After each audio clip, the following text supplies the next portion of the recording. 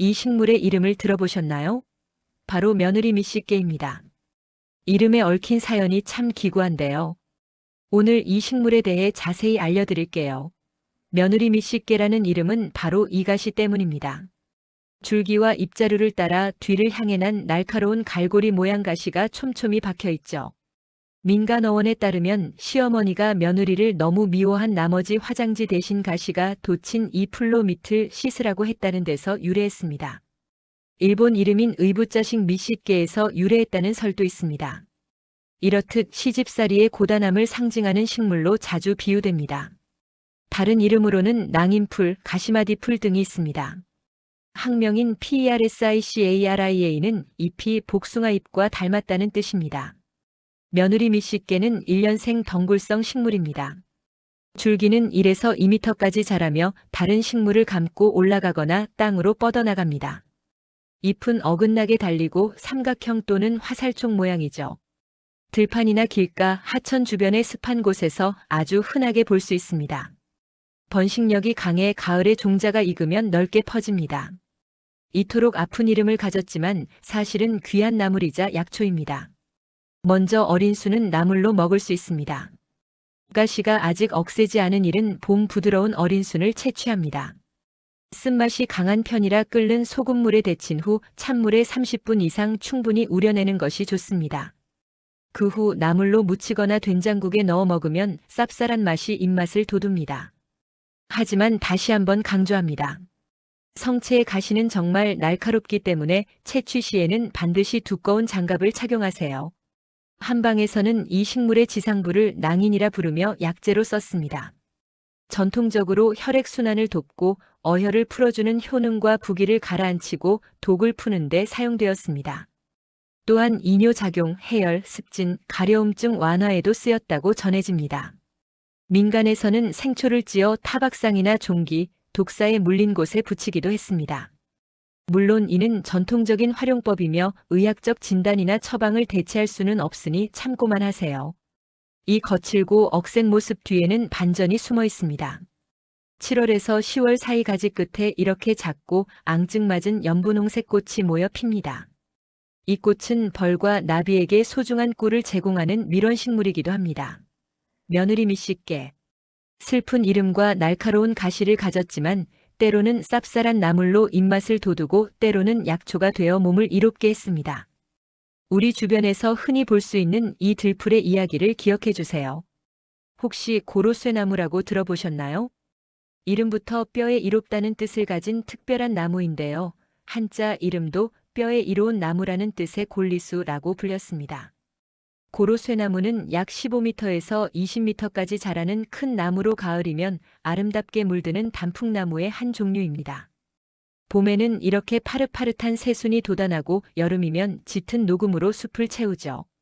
하지만 고로쇠나무가 유명한 진짜 이유는 바로 이른 봄에만 얻을 수 있는 수액 고로쇠 물 때문입니다. 매년 2월 말에서 3월 중순 경칩 무렵에만 맛볼 수 있는 아주 귀한 자연의 선물이죠. 전통적으로 뼈와 관절 건강에 도움을 주고 피로를 풀어준다고 알려져 있어요. 칼슘, 마그네슘, 칼륨 같은 미네랄은 풍부하지만 당분은 적어서 물처럼 맑고 깨끗한 맛이 특징입니다. 체내 수분 보충은 물론 신진대사를 촉진하는 효과도 기대할 수 있습니다. 수액은 보통 나무의 1m 높이의 작은 구멍을 뚫고 호스를 연결해 채취합니다. 특히 바닷바람이 닿지 않는 깊은 산 지리산 기슭의 것을 최고로 여겼다고 해요. 가장 좋은 방법은 신선한 수액을 그대로 마시는 것입니다. 하루 한두 컵 정도가 적당해요. 하지만 요리에도 활용할 수 있습니다. 밥을 지을 때 물 대신 넣으면 은은한 단맛과 영양이 더해진 별미가 됩니다. 국이나 찌개, 죽을 끓일 때 사용해도 좋고 생강이나 대추를 넣어 따뜻한 차로 마시면 몸이 따뜻해지고 기운이 솟아납니다. 고로쇠 수액은 예로부터 다양한 민간요법에 사용되었습니다. 예를 들어 신경통이 있을 때는 수액에 마늘과 명태를 넣고 푹 끓여 먹었고 위장병에는 마가목, 오갈피나무 같은 약재를 수액에 넣고 달여 마셨습니다. 관절염에는 쇠무릎찍이나 으름덩굴을 넣고 달였고 산후부기나 건강 회복을 위해서도 보리밥과 함께 수액을 꾸준히 마셨다고 합니다. 이 외에도 숙취 해소나 급체 각종 성인병 예방에도 활용된 기록이 남아 있습니다. 그만큼 우리 조상들에게는 단순한 물이 아닌 귀한 약수였던 셈이죠. 우리가 아는 고로쇠나무 외에도 울릉도에서만 자생하는 우산고로쇠처럼 특별한 종류도 있답니다. 하지만 드실 때 주의할 점도 있습니다. 수액은 쉽게 변질될 수 있어 반드시 신선할 때 마셔야 하고, 당뇨가 있다면 당분 함량을 고려해 과량 섭취는 피하는 것이 좋습니다. 또한 한 번에 너무 많이 마시면 배탈이 날 수도 있으니 적당량을 지켜주세요. 매년 봄 전남 구례나 경남 하동 등지에서는 고로쇠 축제가 열리기도 합니다. 이는 고로쇠나무가 단순한 식물을 넘어 봄을 알리는 전령사이자 건강과 장수를 상징하는 우리 문화의 일부라는 것을 보여줍니다. 자연이 주는 귀한 선물, 고로쇠나무. 올봄에는 맑은 수액 한 잔으로 몸과 마음에 새로운 활력을 불어넣어 보는 건 어떨까요? 산길에서 이런 동글동글 빨간 열매 보신 적 있나요? 꼭 구슬이 매달린 것 같아 구슬댕댕이라고 불리는 식물입니다. 겨울을 이겨내는 인동과 식물이라 강인한 생명력을 상징하죠. 오래전부터 민간에서는 이 구슬댕댕이를 약으로 써왔는데요. 주로 잎이나 어린 가지를 다려서 사용했습니다. 해열 작용이 있어 열을 내리고 염증이나 종기, 부종을 가라앉히는 데 도움을 줬다고 알려져 있어요. 어린 잎과 가지를 깨끗이 씻어 말린 후 물에 달여 약차처럼 마시거나 잎을 찧어서 피부에 직접 붙이기도 했죠. 그런데 여기서 정말 중요한 점이 있습니다. 바로 이 보석처럼 예쁜 열매인데요. 구슬댕댕이 열매는 식용 기록이 명확하지 않고, 특히 인동속 식물 중에는 열매에 독성이 있는 종류도 있으므로 절대 함부로 드시면 안 됩니다. 임산부나 어린이, 만성질환자는 약용으로 사용할 때도 전문가와 꼭 상담해야 해요. 비록 먹지는 못하지만 장수와 인내, 우정이라는 깊은 의미를 담고 있고, 아름다운 모습 덕분에 관상용 정원수로도 사랑받고 있습니다. 반그늘에서도 잘 자라 새와 곤충들에게는 소중한 먹이가 되어주는 생태적으로도 가치 높은 식물이죠. 자연이 준 붉은 보석, 구슬댕댕이. 이제는 먹지 말고 눈으로 마음으로 즐겨주세요. 이 흔한 풀 아는 사람들은 향과 맛이 좋다며 극찬하는데요. 심지어 취나물처럼 무치거나 된장국, 부침개로도 활용한다고 합니다. 이 식물의 이름은 바로 단풍잎돼지 풀입니다. 이름 그대로 잎 모양이 단풍잎처럼 3개에서 5개로 깊게 갈라진 것이 특징이고, 돼지풀과 같은 속에 속해 붙여진 이름이죠. 하지만 그 이름과 달리 절대 낭만적인 식물이 아닙니다. 사실 단풍잎돼지풀은 환경부가 지정한 생태계 교란 식물이자 강력한 알레르기 유발 식물입니다. 7월부터 10월 사이 이렇게 생긴 연녹색 꽃이 피면 진짜 문제가 시작됩니다. 이 꽃에서 나오는 꽃가루는 가을철 알레르기의 주범으로 악명이 높거든요. 엄청난 양의 꽃가루가 바람에 날려 재채기, 콧물, 눈 가려움증을 유발하고 심하면 천식까지 악화시킬 수 있습니다. 미국에서는 가을 알레르기 환자의 75%가 이 돼지풀 꽃가루 때문이라는 통계도 있을 정도죠. 생태계 파괴 능력도 무시무시합니다. 보통 3m까지 자라지만 환경이 좋으면 4m가 넘는 거구로 자라나 주변의 햇빛을 모두 독차지하고 토종 식물들의 생육을 억제합니다. 이 때문에 각 지자체에서는 매년 제거 작업을 벌이고 있죠. 그럼 처음 말했던 먹는다는 건 대체 무슨 얘기일까요? 실제로 북미 원주민들이 잎을 상처에 쓰기도 했고, 우리나라에서도 어린 잎을 삶아 먹었다는 기록이 일부 존재합니다. 하지만 이건 절대 권장되지 않는 방법입니다. 독성 식물은 아니지만 알레르기 유발 가능성이 크고 식용으로서의 안전성이 전혀 검증되지 않았기 때문입니다. 우리 주변에는 맛있고 안전한 나물이 훨씬 많습니다. 굳이 위험을 감수할 필요는 없겠죠? 요약하자면 단풍잎돼지풀은 두 얼굴을 가진 식물입니다. 취나물 향이 난다, 된장국에 넣으면 맛있다, 묵나물로도 먹는다는 후기들이 있지만 이건 극소수의 경험일 뿐 대부분의 사람에겐 끔찍한 알레르기를 유발하는 골칫덩어리 외래종 잡초입니다. 혹시라도 이 풀을 보게 된다면 먹어볼 생각보다는 조용히 피하는 것이 상책입니다. 4월이 되면 포도송이처럼 주렁주렁 피어나는 이 꽃 바로 등나무 꽃입니다. 덩굴을 뜻하는 한자 등에서 그 이름이 유래했죠. 혹시 화투 좋아하세요? 4월 흑사리 폐에 그려진 새가 바로 이 등꽃을 따먹는 비둘기입니다. 향기롭고 아름다운 모습 덕분에 예로부터 정자나 담장에 그늘을 만드는 나무로 사랑받았어요. 이렇게 멋진 터널을 만들기도 하고 파골라나 테라스에도 운치를 더해주죠. 굳건한 줄기는 오랜 세월을 상징하고 길게 뻗은 덩굴로는 바구니 같은 생활용품을 만들기도 했습니다. 그런데 이 등나무가 약으로도 쓰였다는 사실 알고 계셨나요? 민간에서는 진통작용이나 혈액순환 촉진에 줄기나 껍질을 달여 썼다고 전해집니다. 하지만 절대 따라하시면 안 됩니다. 등나무의 씨앗과 껍질, 뿌리에는 위스테린이라는 독성 성분이 있습니다. 반드시 전문가의 지도 없이 임의로 섭취하는 것은 절대 금물입니다. 그렇다면 꽃은 먹을 수 있을까요? 기본적으로 등나무는 식용식물이 아닙니다. 일부 지역에서 어린 꽃을 살짝 데쳐 튀김이나 장아찌, 꽃차로 즐기기도 하지만 이 역시 소량만 그리고 충분히 가열해야 합니다. 특히 씨앗은 절대 입에 대선 안 돼요. 잘 익은 종자를 볶으면 해바라기 씨와 비슷한 맛이 난다지만 심한 구토와 설사, 허탈감을 일으키는 맹독성 물질입니다. 이처럼 아름다움 속에 날카로운 경고를 품고 있는 등나무. 그 꽃말은 아이러니하게도 환영입니다. 또한 사랑의 기쁨, 우정 그리고 오래가는 인연을 상징하죠. 아름답지만 함부로 다가갈 수 없는 등나무처럼 소중한 인연의 가치를 다시 한번 생각해 보게 되네요. 이 식물의 이름은 바로 더덕입니다. 더덕이라는 이름은 씹을 때 나는 소리에서 유래했다는 설이 있습니다. 더덕은 여러 이름으로 불리는데요. 모래땅에서도 인삼처럼 잘 자란다 하여 사삼 뿌리를 자르면 양의 젖처럼 하얀 즙이 나온다고 해서 양유근이라는 이름도 가졌죠. 예로부터 더덕은 산삼에 버금가는 귀한 약재로 여겨졌습니다. 그 효능의 중심에는 바로 기관지 건강이 있습니다. 더덕의 풍부한 사포닌 성분은 기침과 가래를 사귀고 만성기관지염이나 천식 같은 호흡기 질환을 완화하는 데 큰 도움을 줍니다.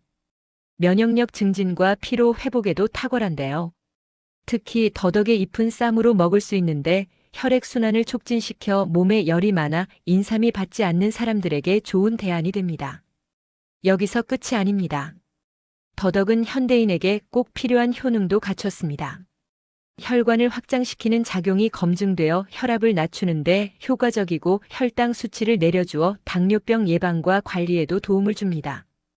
또한 강력한 항산화 작용으로 노화를 방지하고 알레르기 증상 완화에도 기여한다고 해요. 그렇다면 이 산속의 보약 더덕을 가장 맛있고 건강하게 먹는 방법은 무엇일까요? 먼저 손질법부터 알아볼게요. 흙을 깨끗이 씻어낸 더덕은 껍질을 벗기지 말고 소금물에 담가 쓴맛과 아린 맛을 제거합니다. 그리고 가장 중요한 과정. 방망이나 칼 등으로 자근자근 두드려 섬유질을 연하게 만들어주면 준비 끝. 이렇게 손질한 더덕은 무궁무진하게 변신합니다.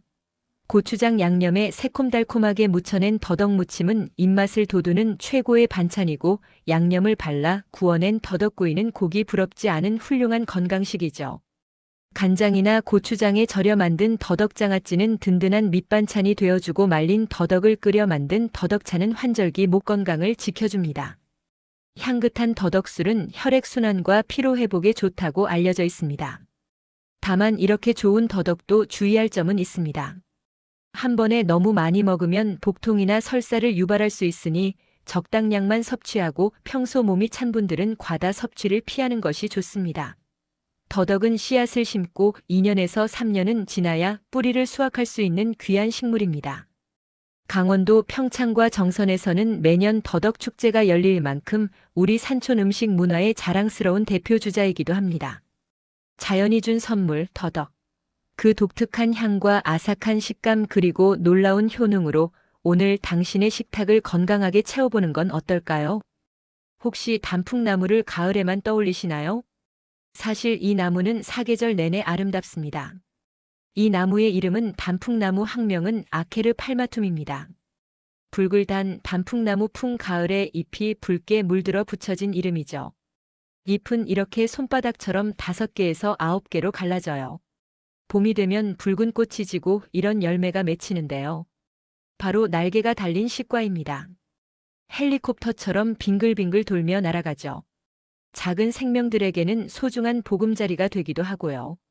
시간이 흘러 계절이 바뀌면 이 푸른 잎들은 세상에서 가장 화려한 옷으로 갈아입을 준비를 합니다. 예로부터 단풍나무는 약으로도 쓰였는데요. 특히 나무 껍질은 혈액순환을 돕고 통증과 염증 완화에 사용되었다고 해요. 그럼 먹을 수도 있을까요? 어린 단풍잎을 깨끗이 씻어 그늘에 말리면 향긋한 단풍잎차로 즐길 수 있고요. 일본에서는 소금에 절인 잎을 튀겨 만든 단풍잎 튀김이라는 간식도 있답니다. 이 아름다움 덕분에 단풍은 변화와 성숙의 상징이었습니다. 때로는 사랑과 그리움의 마음을 대신 전하기도 했죠. 매년 10월 중순부터 11월 초가 되면 전국의 단풍 명소에서 화려한 축제가 열립니다. 관상용, 약용, 식용까지 정말 쓸모가 많죠? 하지만 야생에서 채취할 땐 오염을 주의하고 건강 목적으로 섭취 시에는 꼭 전문가와 상의하세요. 이름이 참 특이하죠? 댕강하고 가지가 잘 부러지는 소리에서 유래했다는 설이 가장 유력해요. 실제로 가지가 비교적 연해서 쉽게 꺾이는 특징이 있습니다. 봄이 되면 연한 분홍색 또는 흰색의 종 모양 꽃이 피어나는데 은은하게 퍼지는 향기가 정말 매력적인 식물이죠.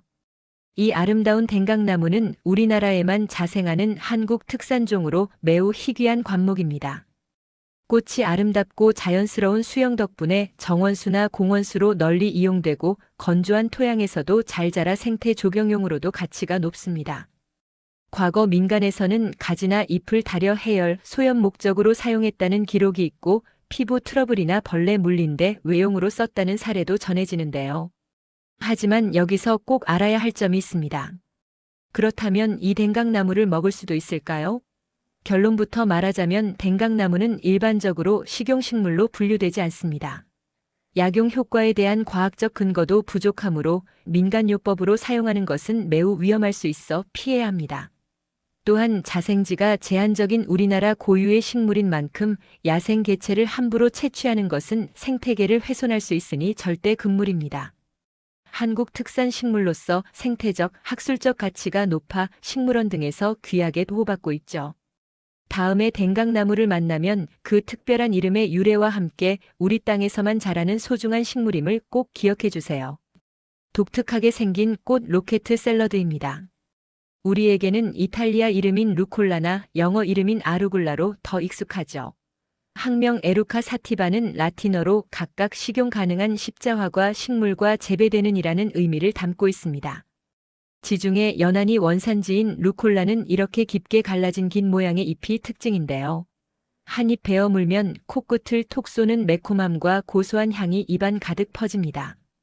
주로 봄과 가을에 잘 자라고 성장 속도가 매우 빨라요. 잎이 충분히 자라면 이렇게 하얀색 또는 자줏빛 맥이 있는 꽃을 피웁니다. 그럼 루콜라는 어떻게 먹어야 가장 맛있을까요? 가장 일반적인 방법은 바로 생으로 즐기는 것입니다. 신선한 어린 잎을 샐러드에 넣으면 특유의 풍미가 다른 재료들과 어우러져 정말 맛있죠. 특히 토마토나 치즈, 올리브 오일과 함께 먹으면 그야말로 환상의 궁합을 자랑합니다. 이탈리아에서는 피자 위에 풍성하게 올리는 토핑이나 파스타의 마무리를 장식하는 채소로 절대 빠지지 않습니다. 물론 익혀 먹는 방법도 있어요. 살짝 볶아서 나물처럼 만들거나 수프나 오믈렛 재료로 활용해도 아주 특별한 맛을 냅니다. 심지어 고대 로마에서는 루콜라를 소화를 돕고 기운을 북돋아주는 약용식물로 사용하기도 했답니다. 맛도 좋은 루콜라, 우리 몸에는 얼마나 좋을까요? 주요 효능 4가지를 자세히 알려드릴게요. 첫째, 강력한 항산화 작용입니다. 비타민C, 베타카로틴, 폴리페놀 같은 항산화 물질이 풍부해 노화 방지와 면역력 강화에 탁월합니다. 둘째, 뼈를 튼튼하게 합니다. 루콜라에는 비타민 K가 매우 풍부한데요. 이는 뼈 건강을 지키고 골다공증을 예방하는 데 큰 도움이 됩니다. 셋째, 소화를 촉진합니다. 루콜라 특유의 매운맛을 내는 글루코시놀레이트 성분은 위액 분비를 도와 식욕을 증진시키는 역할을 합니다. 넷째, 해독 및 항암 효과입니다. 십자화과 채소에 많은 설포라판 성분이 체내 해독 작용을 돕고 항암 작용을 한다는 연구 결과들이 있습니다. 이런 루콜라는 가정에서도 쉽게 키울 수 있어요. 햇빛이 잘 들고 물 빠짐이 좋은 흙에 씨를 뿌리면 약 3주에서 4주 만에 수확이 가능해 베란다 텃밭 작물로 인기 만점입니다. 오랜 세월 지중해 지역 사람들의 사랑을 듬뿍 받아온 루콜라. 고대 로마에서는 사랑과 활력의 상징으로 여겨졌다고도 해요. 마지막으로 섭취 시 주의사항입니다. 루콜라는 매운맛이 있어 위가 약한 분이 과다 섭취할 경우 자극적일 수 있으니 양을 조절해 주세요. 또한 비타민 K 함량이 높아 혈액응고 억제제를 복용 중이라면 섭취 전에 전문가와 상담하는 것이 안전합니다. 맛과 영양을 모두 잡은 매력적인 채소 루콜라. 오늘 저녁 식탁에 싱그러움을 더해보는 건 어떠세요? 하늘을 향해 끝없이 뻗어 올라가는 저 푸른 기상. 바람에 잎사귀 스치는 소리는 마음을 차분하게 만들어주는데요. 이 식물의 이름은 바로 왕대. 대나무의 왕이라 불리는 나무입니다. 그 이름처럼 다른 대나무보다 줄기가 굵고 위험이 있다 하여 붙은 이름이죠. 보통 높이 10에서 20m, 지름은 8에서 15cm까지 자라는 거대한 대나무입니다. 이 단단한 왕대의 어린 싹이 바로 우리가 별미로 즐기는 죽순입니다. 아삭아삭한 식감과 은은한 향이 일품이라 다양한 요리의 주인공이 되곤 하죠. 따끈한 죽순밥, 고소한 죽순나물, 구수한 죽순된장국, 그리고 짭짤한 장아찌까지. 정말 다양하죠? 하지만 죽순은 반드시 익혀 먹어야 한다는 점 꼭 기억해야 합니다. 생죽순에는 시안배당체라는 자연 독소가 소량 함유되어 있기 때문입니다. 껍질을 벗기지 않은 채로 쌀뜨물이나 쌀개를 넣고 30분에서 1시간 정도 푹 삶아주세요. 그 후 찬물에 담가두면 쓴맛과 독성이 모두 제거됩니다. 대나무 잎도 버릴 것이 없습니다. 깨끗한 잎을 골라 차로 만들 수 있죠. 그늘에 잘 말린 잎을 약불에 덮어 만든 죽엽차는 몸에 열을 내리고 갈증을 풀어줍니다. 줄기의 쓰임새는 더욱 놀랍습니다. 예로부터 건축, 공예, 생활도구에 널리 쓰였죠. 시원한 여름밤을 책임지는 죽부인 바구니, 돗자리 같은 죽새 공품은 물론 낚싯대나 젓가락도 만듭니다. 한의학에서는 왕대를 열을 내리고 독을 푸는 중요한 약재로 사용했습니다. 대나무에서 얻은 진액인 중력은 기침과 가래를 완화하는 데 효능이 있다고 알려져 있습니다. 왕대는 우리 문화와 정신에도 깊이 뿌리내리고 있습니다. 바로 사군자 중 하나죠. 굳은 절개와 청렴, 강직한 군자의 덕을 상징하는 존재입니다. 하지만 이렇게 유익한 왕대도 섭취 시 주의가 필요합니다. 기본적으로 성질이 차기 때문에 몸이 차갑거나 위장이 약한 분들은 과다 섭취를 피하세요. 또한 칼륨 함량이 높아 신장 질환이 있는 분은 섭취량 조절이 반드시 필요합니다. 맛있는 건강식 재료에서부터 전통 약재와 공예품까지, 그리고 굳건한 선비 정신의 상징이 되기까지 왕대는 우리 삶과 늘 함께했습니다. 이 작은 풀이 바로 땅빈대입니다. 땅 위에 빈대처럼 납작하게 붙어 자란다고 해서 붙은 이름이죠. 하지만 땅 위에 비단이라는 의미의 지금초라는 아름다운 이름도 가지고 있습니다. 줄기를 자르면 이렇게 하얀 즙이 나오는데요. 바로 이 지금초가 동의보감에도 기록된 놀라운 효능의 약초라는 사실 알고 계셨나요? 한방에서는 오래전부터 지열, 소염, 해독 작용이 뛰어나 약재로 사용해 왔습니다. 코피나 상처 출혈, 장염과 설사, 피부 종기나 습진에도 썼죠. 현대에 와서는 그 효능이 더욱 주목받고 있습니다. 특히 강한 항암 성분이 있어 위암, 폐암 등 각종 암세포를 억제하는 효과가 있다고 알려져 있어요. 세살을 빨리 돋게 하는 생진 작용으로 상처 치료와 흉터 예방에 도움을 줍니다. 기력이 없을 때 기력 회복에도 좋고요. 또 놀라운 효능은 바로 결석 배출입니다. 요로 결석, 신장 결석, 담석 등 몸속의 돌을 빼내는 데 효과가 탁월하다고 전해집니다. 이뿐만이 아닙니다. 혈액순환을 돕고 신장 기능을 강화하며 당뇨병 개선에도 도움을 줄 수 있습니다. 잇몸 질환이 있을 땐 달인 물로 각을 하면 좋고 두통 완화와 불면증, 정신 불안에도 효과가 있습니다. 위장을 튼튼하게 하고 여성의 월경통이나 자궁출혈 등 각종 여성 질환에도 사용되었습니다. 대상포진에는 이 풀을 짓지어 환부에 붙이기도 했습니다. 그럼 이 지금초 어떻게 사용할까요? 식물 전체를 채취해 그늘에 잘 말린 뒤 약 5에서 10g을 물 500ml에 넣고 차처럼 달여 마시는 방법이 가장 일반적입니다. 신선한 풀을 씻어 찧어서 상처나 벌레 물린 곳에 붙이는 외용약으로도 훌륭하죠. 옛날 아이들이 코피를 흘리면 찧어서 콧등에 붙여주던 민간요법도 바로 이 지금초였습니다. 어린잎을 데쳐 나물로 먹기도 하지만 하얀 유액이 피부나 위에 자극을 줄 수 있어 식용으로는 잘 권장하지 않습니다. 약으로 사용할 때도 과다 복용은 피해야 하며 특히 임산부나 어린이는 더욱 주의가 필요합니다. 길가의 흔한 잡초로만 여겼던 땅빈대. 알고 보니 우리 몸을 이롭게 하는 귀한 약초였네요. 다음부터는 발밑을 한번 유심히 살펴보는 건 어떨까요? 본 정보는 전통적 지식에 근거하며 의학적 진단이나 치료를 대체할 수 없습니다. 사용 전 반드시 전문가와 상담하세요. 대패찜나무입니다. 이름이 참 독특하죠? 한국 전역의 산지와 동아시아에서 자라는 나무인데요. 이렇게 푸르고 생명력 넘치는 잎을 가지고 있습니다. 왜 대패찜나무일까요? 그 이름은 나무 껍질을 벗기면 마치 대패로 민 것처럼 매끈하게 벗겨진다고 해서 붙여졌다는 설이 있습니다. 늦봄에는 이렇게 자잘한 꽃을 피우고 가을이 되면 이 모든 푸르름이 화려한 붉은 열매로 변합니다. 정말 아름답죠?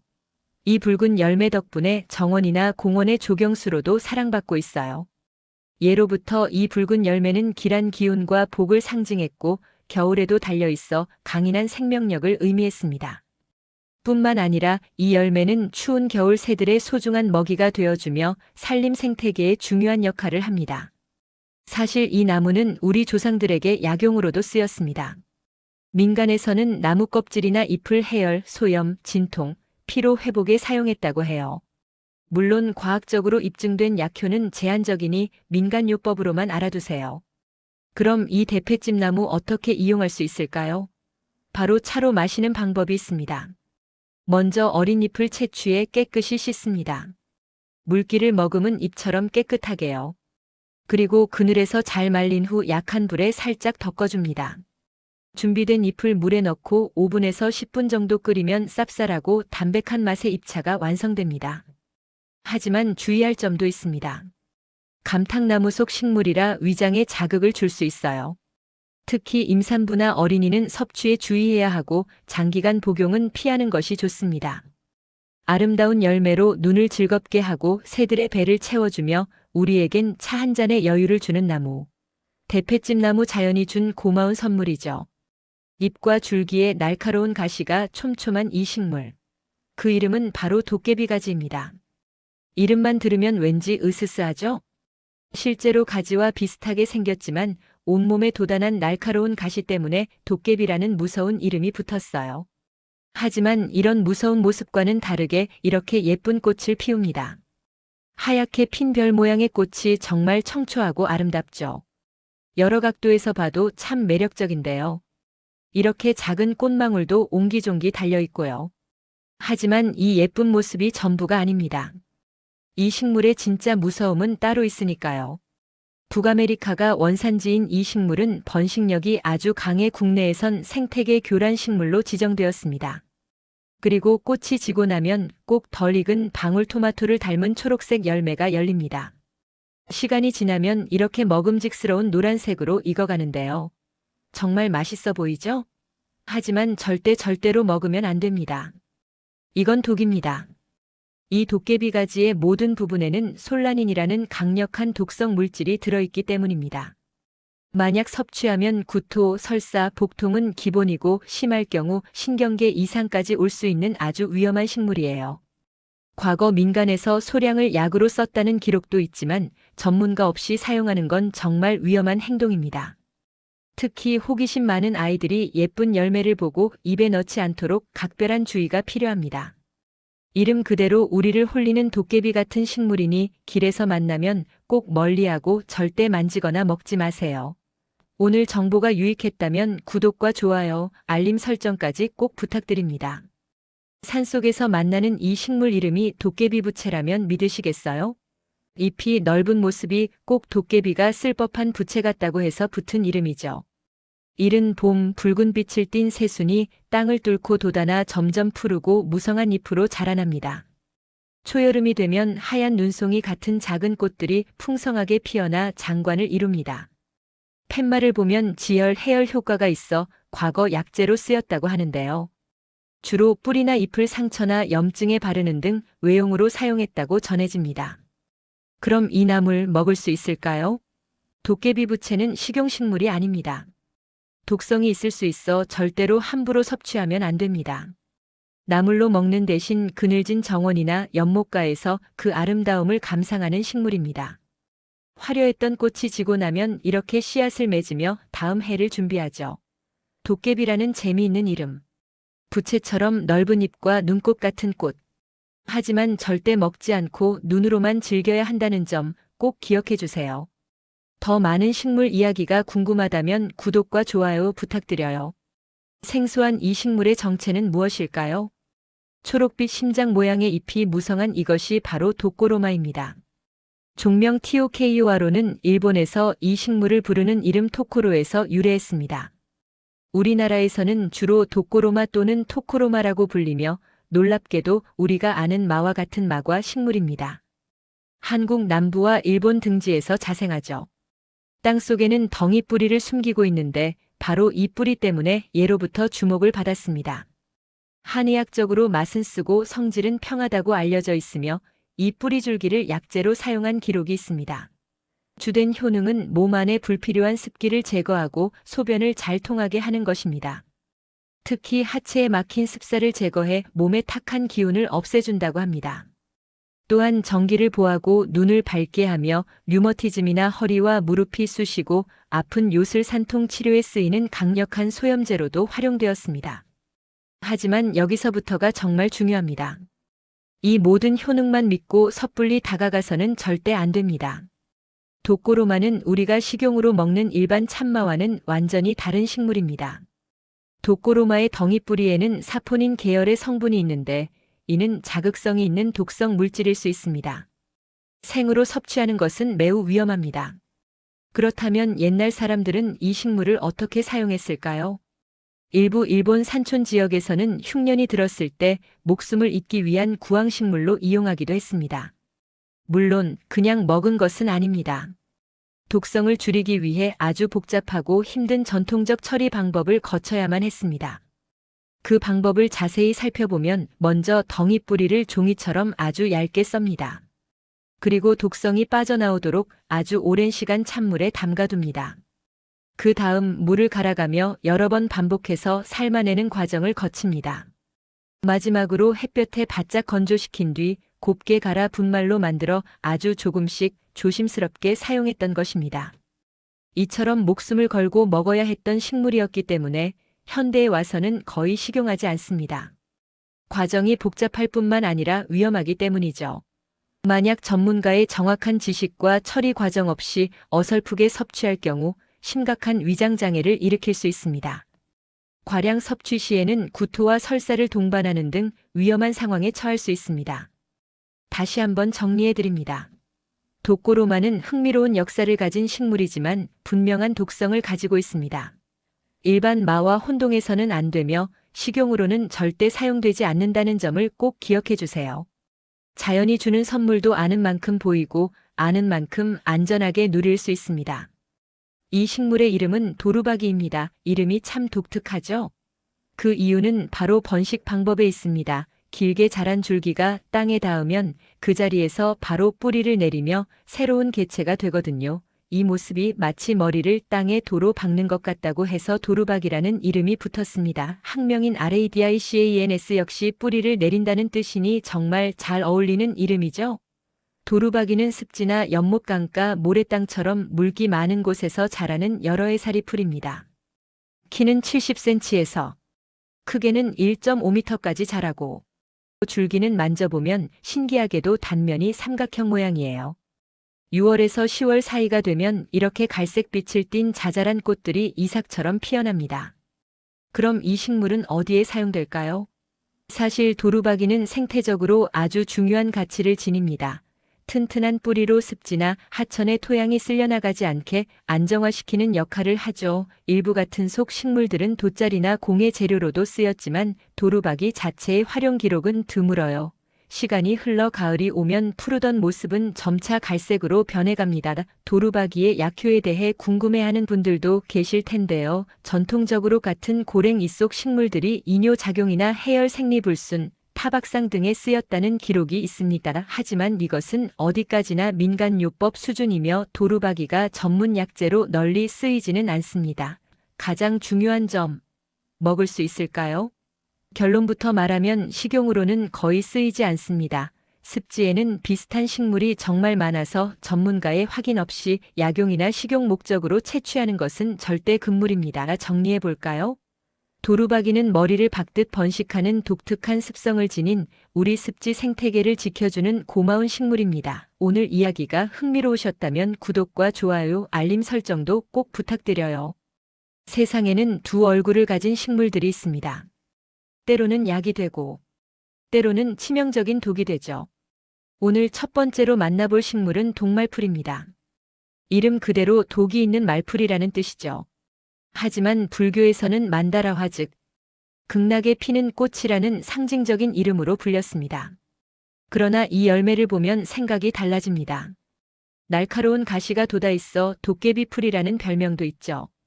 전통 의학에서는 이 꽃과 씨앗을 말려 천식 완화나 진통, 마취 목적으로 극소량 처방했습니다. 그렇다면 먹는 방법은 무엇일까요? 절대 없습니다. 식용은 절대 금지입니다. 스코폴라민, 아트로핀 등 강력한 환각성 독성분 때문입니다. 특히 씨앗에 독이 집중되어 있어 잘못 먹으면 극심한 환각과 기억 상실, 혼수 상태에 빠지고 심장 이상으로 사망까지 할 수 있습니다. 이런 환각 작용 때문에 고대부터 여러 문화권에서 주술이나 종교 의식에 사용되기도 한 위험한 식물입니다. 독말풀과 사촌격인 또 다른 위험한 식물이 있습니다. 바로 미치광이 풀입니다. 이름의 유래는 아주 직설적이죠. 이 풀을 먹은 사람이 미친 듯 날뛰는 증상을 보인다고 해서 붙은 이름입니다. 실제로 독말풀과 같은 환각, 신경마비 성분을 다량 함유하고 있습니다.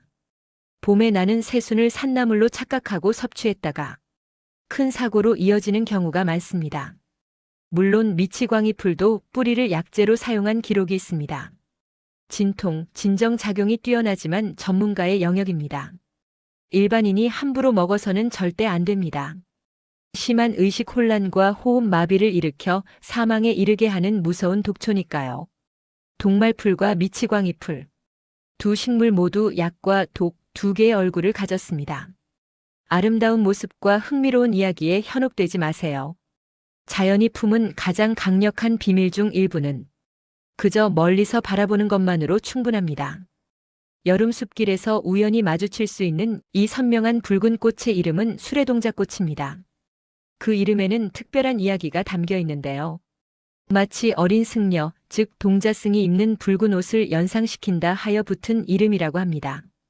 줄기 끝에 선명한 주홍색 꽃이 여러 개 모여 피며 꽃잎의 끝이 가늘게 갈라져 있어 마치 밤하늘의 별처럼 보이기도 하죠. 동자꽃은 관상용 가치가 높지만 민간에서는 약으로도 쓰였습니다. 기록에 따르면 해열 작용과 염증 완화 그리고 피부를 진정시키는 효과가 있다고 전해집니다. 하지만 이는 공식적으로 검증된 효능은 아니에요. 널리 사용되는 한약재가 아닌 민간요법 수준으로만 알려져 있습니다.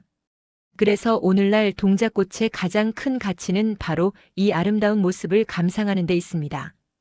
과거 일부 지역에서는 식물 전체, 즉 전초를 말려서 차처럼 달여 마시며 열을 내리거나 피부 질환에 이용했다고 합니다.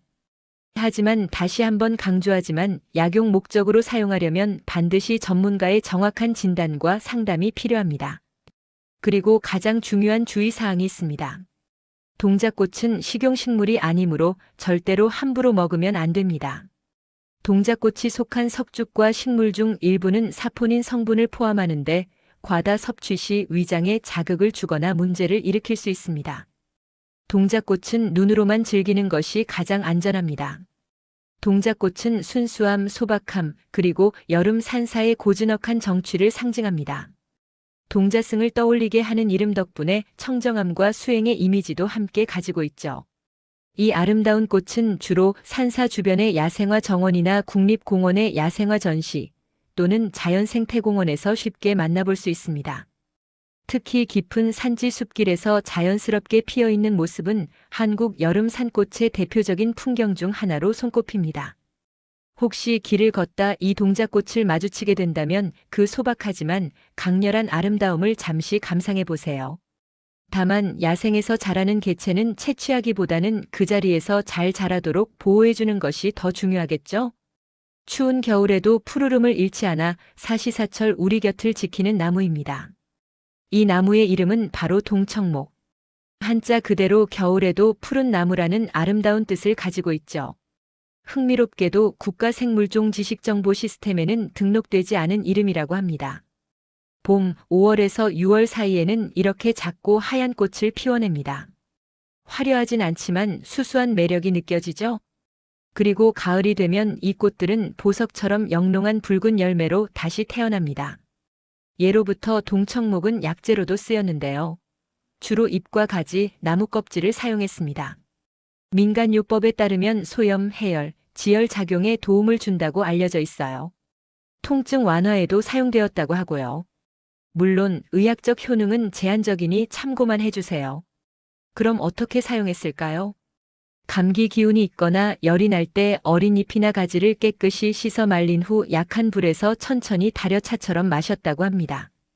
상처가 난 부위에는 이달인 물을 직접 바르는 외용 약재로도 활용했죠. 사철 푸른 잎과 붉은 열매가 아름다워 관상용으로도 많은 사랑을 받는 동청목. 깊은 산 그늘진 숲길을 걷다 보면 문득 발걸음을 멈추게 하는 작고 하얀 요정 같은 꽃을 만날 수 있습니다. 바로 두루미꽃입니다. 왜 이름이 두루미꽃일까요? 한 줄기 끝에 옹기종기 모여 핀 순백의 꽃들이 마치 고고한 두루미가 날개를 활짝 펼친 모습 같기도 하고 기다란 목과 머리를 닮았다고 해서 붙여진 이름입니다.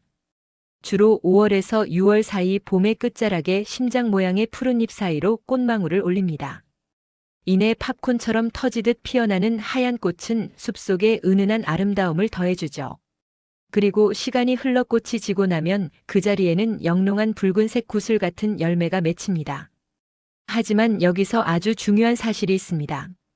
이 예쁜 열매는 보기와 달리 독성이 있을 수 있으므로 절대로 입에 대서는 안 됩니다. 옛 기록에 어린잎을 데쳐 나물로 먹었다는 이야기가 전해지지만 안전성이 확실히 검증되지 않았기 때문에 식용은 권장하지 않습니다. 대신 두루미꽃은 민간에서 약초로 쓰여왔습니다.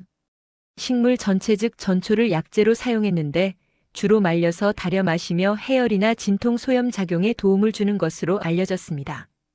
또 신선한 잎이나 줄기를 찧어서 타박상이나 종기 염증 부위에 붙이는 외용제로도 활용했다고 해요. 다만 이는 전통 민간요법 수준이며 함부로 사용하는 것은 위험합니다. 약으로 쓰려면 반드시 전문가와 상담해야 하고 임산부나 어린이는 피해야 합니다. 이처럼 조심스럽게 다뤄야 하는 꽃이지만 그 청초한 모습 때문에 청순 겸손이라는 아름다운 상징성을 지니고 있습니다. 두루미꽃 축제가 따로 열리지는 않지만 전봉산 같은 고산지대나 국립공원 수목원의 봄철 야생화 관찰 프로그램에서 만나볼 수 있는 아주 귀한 야생화입니다. 숲길에서 두루미꽃을 만난다면 그저 눈으로만 감상하고 특히 이 붉은 열매의 유혹에 넘어가지 않도록 꼭 기억해 주세요. 혹시 프린지드 라벤더에 대해 들어보셨나요? 이름부터 뭔가 특별한 느낌을 주는데요. 프린지드 라벤더의 학명은 라벤듈라 덴타타. 여기서 덴타타는 라틴어로 톱니 모양이라는 뜻이에요. 바로 이 잎 가장자리가 톱니처럼 생긴 것에서 유래했죠. 프린지드라는 이름은 꽃받침 끝이 장식용 술, 즉 프린지처럼 보인다고 해서 붙었답니다. 회녹색 잎과 연보라색 꽃이 특징인데 향은 일반 라벤더보다 훨씬 부드럽고 따뜻해요. 봄부터 가을까지 꽃을 피워서 비교적 오래 볼 수 있죠. 이 허브의 가장 큰 매력은 바로 심신 안정 효과입니다. 스트레스와 불안감을 줄여주고 숙면을 유도해 편안한 휴식을 선물하죠. 뛰어난 항균, 항염 작용으로 피부 트러블 완화에도 좋고 상처 소독에도 보조적으로 사용할 수 있어요. 은은한 향기를 맡는 것만으로도 긴장성 두통이 완화되고 모기나 나방 같은 벌레를 쫓는 효과도 있답니다. 그럼 이 매력적인 허브 어떻게 활용할 수 있을까요? 자세히 알려드릴게요. 먼저 드라이플라워로 만들어 집안에 두면 훌륭한 천연 방향제가 됩니다. 포풀이나 향주머니를 만들어 옷장이나 차 안에 두어도 좋죠. 목욕할 때도 활용해 보세요. 말린 꽃을 거즈 주머니에 넣어 욕조에 담그면 피로 회복과 피부 진정 효과를 동시에 누릴 수 있습니다. 잠 못 이루는 밤이라면 말린 꽃을 베개 속이나 작은 주머니에 넣어 머리맡에 둬보세요. 그날 밤은 분명 꿀잠을 잘 수 있을 거예요. 놀랍게도 프린지드 라벤더는 식용도 가능해요. 다만 향이 강하기 때문에 아주 소량만 사용하는 것이 핵심입니다. 가장 쉬운 방법은 허브차로 즐기는 거예요. 말린 꽃 한 작은술을 뜨거운 물 200ml에 넣고 5분 정도 우리면 긴장을 완화하고 숙면을 돕는 향기로운 차가 완성됩니다. 특별한 향료를 만들 수도 있어요. 설탕에 꽃을 섞어 밀폐 보관하면 허브 설탕이 되는데 쿠키나 디저트에 사용하면 풍미가 달라져요. 꿀에 꽃을 넣어 1, 2주 숙성시킨 허브꿀은 따뜻한 차에 타 마시거나 토스트에 발라 먹으면 정말 맛있죠. 단, 과다 섭취 시 위장에 자극을 줄 수 있으니 꼭 주의하세요. 프린지드 라벤더는 문화적으로도 의미가 깊어요. 지중해 지역에서는 사랑과 정결의 상징으로 여겨졌고 프랑스 프로방스에서는 세계적인 라벤더 축제가 열립니다.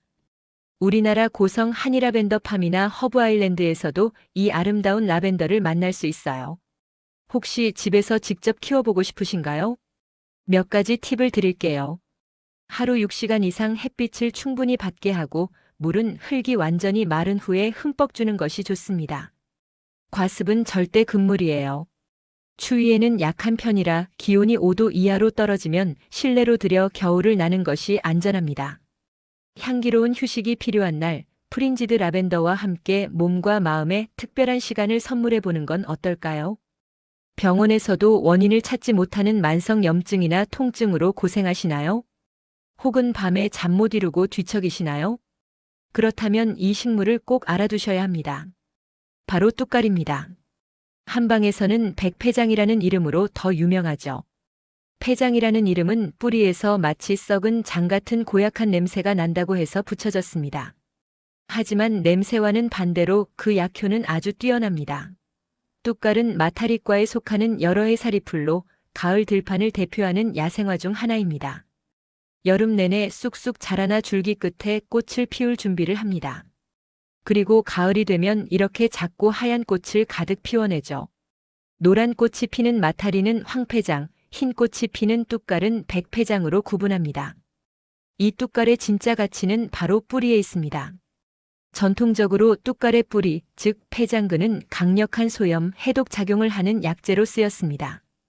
열을 내리고 고름을 빼내는 효능이 탁월해 폐농양, 장염, 이질, 각종 종기 치료에 사용되었고 간세포 재생을 도와 간 건강을 지키고 온몸이 쑤시는 전신 통증에도 효능을 보입니다.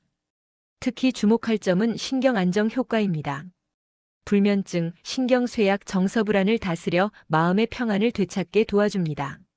그럼 어떻게 사용해야 할까요? 약용으로 쓸 때는 가을에 뿌리를 캐서 깨끗이 씻어 햇볕에 바짝 말립니다. 이 말린 뿌리 약 10g 정도를 물에 넣고 달여서 차처럼 마시면 됩니다. 약으로만 쓸까요? 아닙니다. 어린 수는 나물로도 먹을 수 있습니다. 다만 맵고 쓴맛이 강하기 때문에 끓는 물에 살짝 데친 후 찬물에 충분히 담가 쓴맛을 우려내야 합니다. 쓴맛을 뺀 어린 순을 조물조물 무쳐 먹으면 아주 특별한 맛을 느낄 수 있는데 이때 식초를 살짝 더하면 풍미가 더욱 살아납니다. 다만 뚝갈은 식용보다는 약용으로 주로 쓰여왔기에 민간요법으로 활용할 때는 반드시 전문가와 상의하세요. 이름과 냄새는 조금 낯설지 몰라도 우리 몸의 염증을 다스리고 잠 못 드는 밤을 위로해주는 귀한 약초 뚝갈.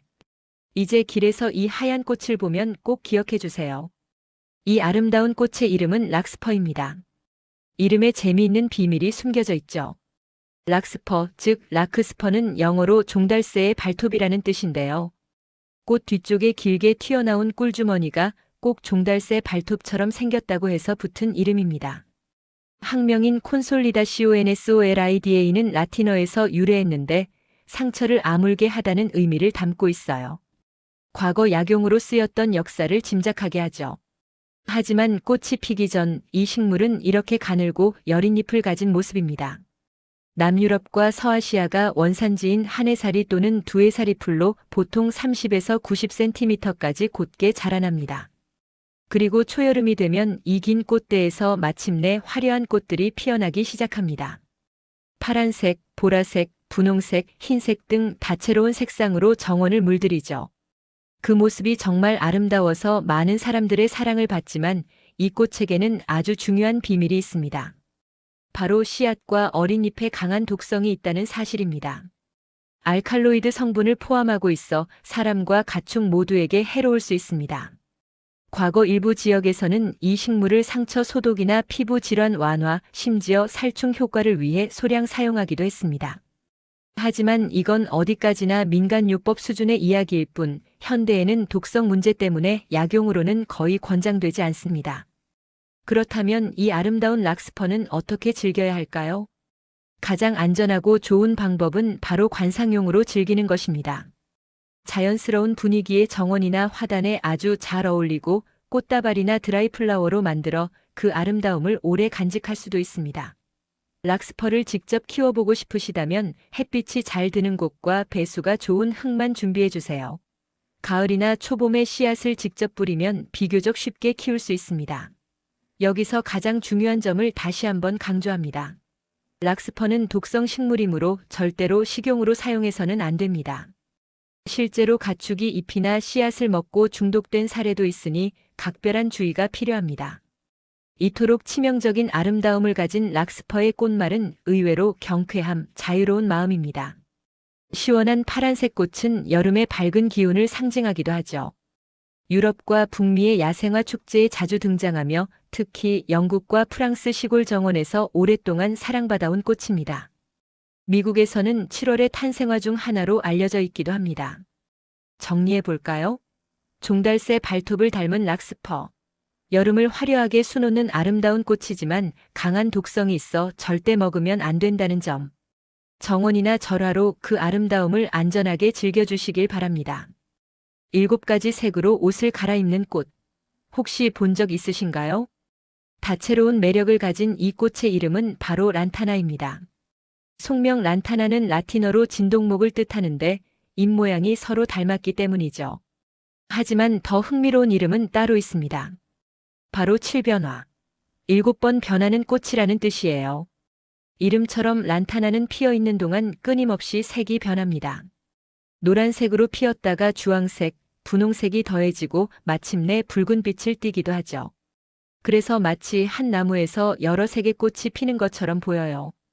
중앙남아메리카 열대 지역이 고향인 이 꽃은 늦봄부터 가을까지 아주 오랫동안 화려한 모습을 자랑합니다. 이런 특징 덕분에 관상용으로 인기가 아주 많아요. 화단이나 공원은 물론이고 가정집 화분에 심어도 정말 예쁘죠. 게다가 햇빛을 좋아하고 더위와 건조에도 강해 키우기 쉬운 식물로도 알려져 있습니다. 또 한 가지 유용한 점은 잎에서 나는 독특한 향기가 모기 같은 해충을 쫓아주는 효과도 있다는 거예요. 하지만 이 아름다운 꽃을 대할 때 반드시 알아야 할 중요한 사실이 있습니다. 란타나는 독성을 가진 식물이라는 점입니다. 특히 잎과 이 덜 익은 녹색 열매에는 란타닌이라는 독성 물질이 포함되어 있어요. 어린이나 반려동물이 실수로 섭취할 경우 심각한 중독 증상을 일으킬 수 있으니 각별한 주의가 필요합니다. 일부 지역에서 완전히 익은 검은 열매를 소량 먹기도 하지만 안전성이 확실히 검증되지 않았으므로 절대 식용으로 사용해서는 안 됩니다.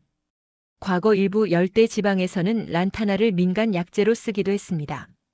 잎 추출물로 피부 상처를 소독하거나 뿌리를 다려 해열, 소염 작용에 활용했죠. 하지만 이는 과학적으로 충분히 검증되지 않은 전통적 활용법일 뿐 가장 안전한 사용법은 역시 관상용으로만 즐기는 것입니다. 란타나는 문화적으로도 의미가 깊습니다. 인도, 태국, 브라질 등 여러 나라에서 길가나 공원, 리조트 정원을 꾸미는 대표적인 조경식물로 사랑받고 있죠. 꽃말도 참 재미있습니다. 엄격함, 협력, 그리고 변화. 계속해서 색을 바꾸는 모습 때문에 변화와 적응의 상징으로 여겨지기도 합니다. 이 매력적인 란타나를 키우고 싶다면 3가지만 기억하세요. 강한 햇빛, 건조한 관리 그리고 배수가 잘 되는 흙. 시시각각 변하는 아름다움으로 눈을 즐겁게 해주는 꽃 란타나. 기억하세요. 이 아름다움은 눈으로만 즐기는 것입니다. 뜨거운 여름의 태양을 꼭 닮은 이 꽃 혹시 길에서 본 적 있으신가요? 이름은 루드베키아. 스웨덴의 식물학자 올로프 루드벡과 그의 아들을 기리기 위해 제자인 칼린네가 붙인 이름입니다. 학명은 루드베키아 바이컬러인데 꽃잎이 두 가지 색을 띠는 특징을 잘 보여주죠. 영어 이름은 검은 눈의 수잔. 꽃 중앙이 짙은 갈색이라 붙은 별명이에요. 한국에서는 햇살 같은 이미지 덕분에 루드베키아라는 이름으로 널리 불립니다. 원추천 인국이라는 한자명도 있는데 꽃 중심이 원추 모양으로 솟아있기 때문입니다. 이 강인한 생명력 덕분에 꽃말은 정의와 공정함 그리고 밝은 마음입니다. 태양 같은 색깔은 희망과 긍정의 상징이 되었죠. 미국 메릴랜드주에서는 주를 대표하는 꽃으로 지정되어 다양한 행사와 장식에 사용되고요. 북미 지역에서는 야생화 보호 운동의 상징으로도 여겨집니다. 오래전부터는 약용으로도 사용되었는데요. 북미 원주민들은 감기나 염증 완화를 위해 이 식물의 잎이나 뿌리를 찧어 상처에 바르거나 차 형태로 마셔 해열이나 진통에 도움을 받기도 했습니다. 하지만 이러한 효능은 어디까지나 전통 민간요법에 근거한 것이며 현대의학적 관점에서는 약용 사용이 제한적이니 반드시 전문가와 상담이 필요합니다. 가장 중요한 점이 있습니다. 루드베키아는 독성 연구가 충분하지 않아 식용은 절대 권장되지 않습니다. 일부 문화에서 약차로 사용된 기록이 있지만 안전성이 입증되지 않았으니 절대 함부로 드시면 안 됩니다. 오늘날 루드베키아를 가장 잘 사용하는 방법은 바로 눈으로 즐기는 것입니다. 화단이나 공원 조경에 화사함을 더하고 때로는 꽃꽂이용 절화로도 훌륭한 소재가 되죠. 정원에서 키우기도 아주 쉬운데요. 햇빛이 잘 드는 곳과 배수가 좋은 흙만 있다면 누구나 쉽게 키울 수 있습니다. 씨앗 번식이 쉬워 해마다 아름다운 군락을 이루기도 하죠. 코스모스나 백일홍 같은 다른 여름꽃과 함께 심으면 화단을 더욱 화려하게 만들 수 있습니다. 뜨거운 여름, 우리 곁에서 피고 지며 강인한 생명력을 보여주는 루드베키아. 그 밝은 마음과 긍정의 에너지를 가까이에서 느껴보는 건 어떨까요?